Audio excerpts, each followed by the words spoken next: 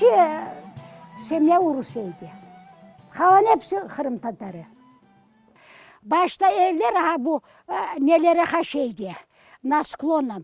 Arının içine bu ravnin yerlere bahçe saçar ediler. Çerez, alma, armut hepsi saçar ediler. Şimdi onda koy yaptılar.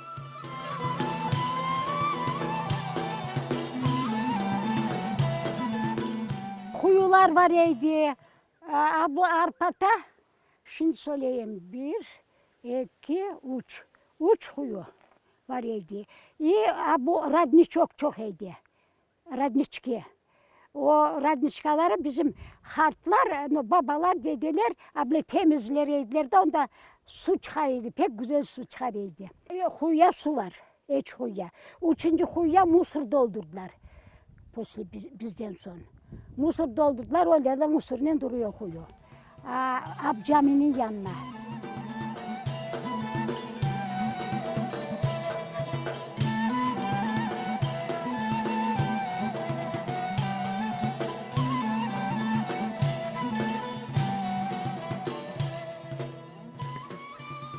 Yığar yediler, çertmeler, o diki gruşu deyler ona.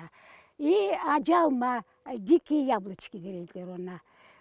Onları yığar yediler, çetireydiler, fırın olurdu, böyle fırın.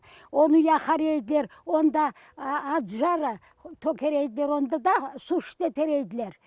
Yakşı kurular olurdu. Funduk var yedi, funduk. Kızılçık. Kızılçığa pestil yapar ediler. Pestil bilirsin, abla ne tereydiler paycısına yaydır ediler, abla da kururtur ediler.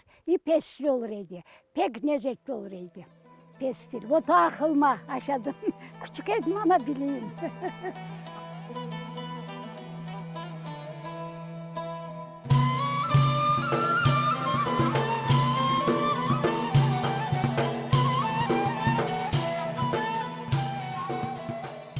Ucuzdan çoban var idi. Ben bildiğim ucuzdan çoban var idi. Onlar o dağlara da yaşar idiler mallarla. Onlar onda atarları var idi. Abla horalar idiler. O hayvanlara abla tuz sever idiler. Onlar ottan ceser, onda cırer idiler de. Onda da yatır idiler hayvanlar. Sabah cene kalkıp yayılır idiler. Dağlar otlar idi. Koyunlar var idi.